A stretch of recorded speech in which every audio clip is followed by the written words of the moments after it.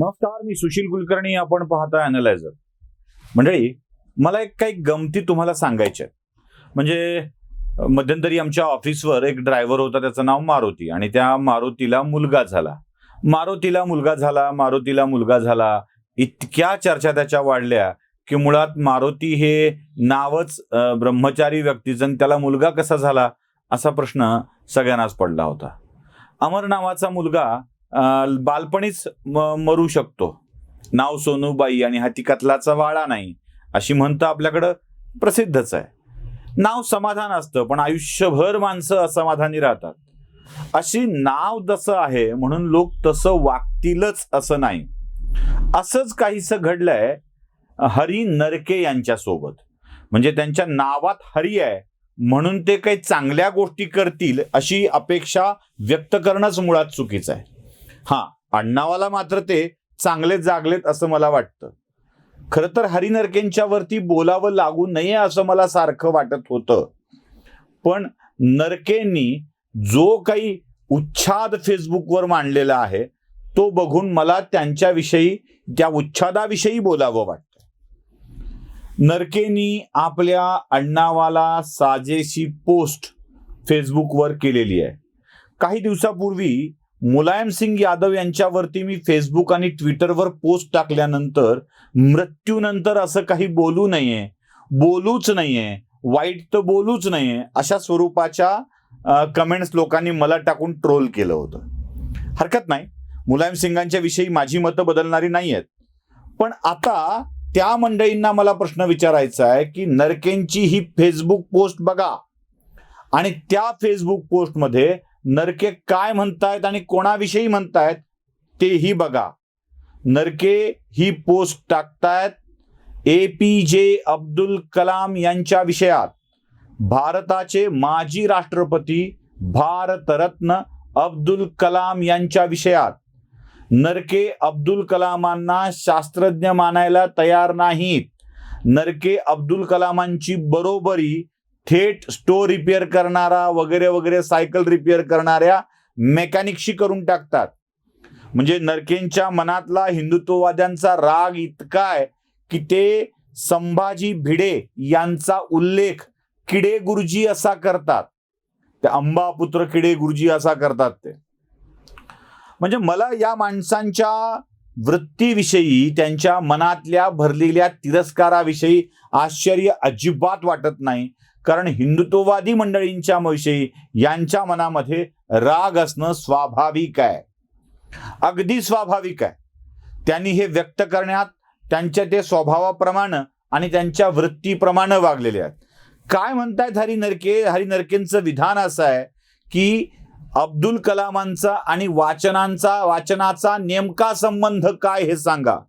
अहो नरके साहेब, अब्दुल कलामांचा आणि वाचनाचा संबंध नसेल तर मग काय छगन भुजबळांचा आणि वाचनाचा संबंध आहे? मी छगन भुजबळांचं नाव यासाठी घेतोय की त्या पोस्टच्या खाली छगन भुजबळांचं कौतुक करणारी हातभर पोस्ट तुमच्या फोटोसहित तुम्ही लावलेली आहे.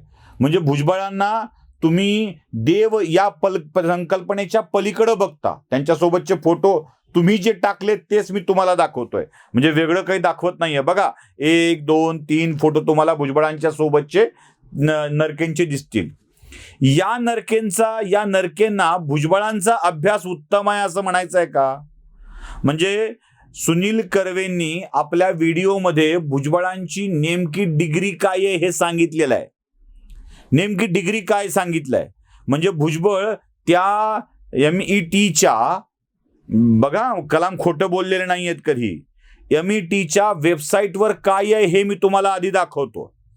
इलेक्ट्रिकल आणि मेकॅनिकल इंजिनिअरिंग असल्याची डांगोरा भुजबळ त्या वेबसाईटवर पिटवतात आपल्या शैक्षणिक संस्थेच्या.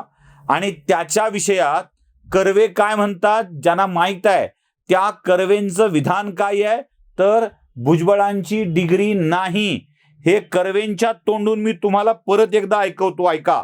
तेव्हा त्यांनी मला बाजूला घेतलं आणि सांगितलं की कर्वे साहेब, खरं सांगू का, माझ्याकडे डिग्री पण नाहीये, डिप्लोमा पण नाहीये, सर्टिफिकेट पण नाहीये. ग्रेट. मी VJTIला ऍडमिशन घेतलेली ही गोष्ट खरी आहे, पण मी एका सर्टिफिकेट कोर्सला ॲडमिशन घेतली आणि त्याचं एक सेमिस्टर पूर्ण केलं, त्याच्यानंतर मी तो सोडून दिला कोर्स. अरे पण म्हटलं तुम्ही तर सगळ्यांना सांगता. अरे म्हणाले काय करू आता, मी सांगतोय आपलं ते सगळं. अहो, ज्या माणसानं खोटी डिग्री सांगितली, ज्या माणसानं आपलं नसताना लिहिलं, शेकडो विद्यार्थ्यांना फसवलं आपली डिग्री सांगून, त्या माणसाच्या वाचनाविषयी आपल्याला बोलायचंय का? मग नरके साहेब, रामटेकवरच्या ग्रीन रूम मध्ये भुजबळ नेमकी कोणती पुस्तकं वाचत होती याचा खुलासा केल्यावर भुजबळांचा आणि अभ्यासाचा संबंध आहे हे आपल्या लक्षात येऊन जाईल. कलामांचं कशाला काढताय हो? कलामांचं कशा करता काढताय? त्याला वाचन दिन केला म्हणून. आणि तुमच्या मनातला राग कलामांच्या विषयीचा का बरं ठाऊक आहे का? कारण तुम्ही तुमच्या पोस्टमध्ये अब्दुल कलामांचा जो फोटो दिलाय ना, पोस्ट केलाय ना, त्याच्यामुळं राग आहे तुमचा. भगव्या वस्त्रधारी साधूंच्या महाराजांच्या समोर अब्दुल कलाम जमिनीवर बसतात, हिंदुत्ववाद्यांसोबत समोर ते नतमस्तक होतात, याचा राग तुमच्या मनामध्ये आहे. याचा राग तुम्हाला, कलामांचा राग. म्हणजे खरं तर कलाम मुस्लिम असल्यामुळं तुम्ही डोक्यावर घ्यायला पाहिजे होतं पुरोगाम्यांनी, पण तुम्हाला ते मुस्लिम असूनही हिंदुत्ववाद्यांची भलामण का करतात याचा मनात राग होता. या देशात राहणारा प्रत्येक व्यक्ती हिंदू आहे. हिंदू ही जीवन पद्धती आहे आणि ती जीवन पद्धती कलामांनी अवलंबिली होती, याचा राग आहे. कलाम भारतीय जनता पक्षाच्या जवळचे होते. कलामांना हिंदुत्ववादी संघटनांनी देशभक्त म्हणून स्वीकारलेलं होतं. याच्याबद्दल तुमच्या मनामध्ये अडी आहे. म्हणून मग वाचन बिचन काय तुम्ही जे भुजबळांच्या डोक्यात घातलाय ना, तिथे सगळा घोळ आहे. म्हणजे बाकी कोणाचीही संस्कृती तुम्हाला मान्य नाही आहे. ना कलाम मान्य आहेत, ना सरस्वती मान्य आहे, ना कोणीच मान्य आहे. तुम्ही नवे प्रतीक तयार करायचे, त्यांना देवाऱ्यात बसवायचं आणि त्याचे पुजारी म्हणून तुम्ही लाभ घेत राहायचा. हे नवं कल्चर तुम्हाला आणायचं आहे. बरं, किमान ज्या आपल्या नेत्यांचं कौतुक आपण करतोय ना नरके साहेब, त्याच्यावर देखील भान ठेवणं आवश्यक आहे. त्याच्यावर देखील, कारण परवाच एका भाषणात छगन भुजबळ सरस्वतीवर टीका करताना काय म्हणाले होते आठवतंय का? आठवतंय? ते म्हणाले होते की सरस्वतीनं ज्ञान शिक्षण दिलं ते 3%. म्हणजे भुजबळांना फक्त ब्राह्मणांना शिक्षण दिलं सांगायचं होतं. अहो, तुम्ही भुजबळांचाच मुद्दा खोडून काढताय तुमच्या फेसबुक पोस्टमध्ये. तुम्ही तुमच्या फेसबुक पोस्टमध्येच लिहिताय की वाचन ही संस्कृती ब्राह्मण, क्षत्रिय आणि वैश्य या 3च वर्णापुरती मर्यादित होती. म्हणजे 4 वर्णापैकी 3 वर्णांच्याकडं वाचन संस्कृती होती असं सांगून भुजबळांनी केलेल्या विधानाचा तुम्ही स्वतःहून छेद करताय. भुजबळांना खोटं पाडताय, ज्यांच्याविषयी तुम्हाला आत्यंतिक आदर आहे. म्हणजे कलामांना शिव्या घालायच्या आणि भुजबळांचं कौतुक करायचं, हे असले धंदे करणाऱ्या माणसाला कळलं पाहिजे की खरंच आदर कोणाचा करायचा आहे.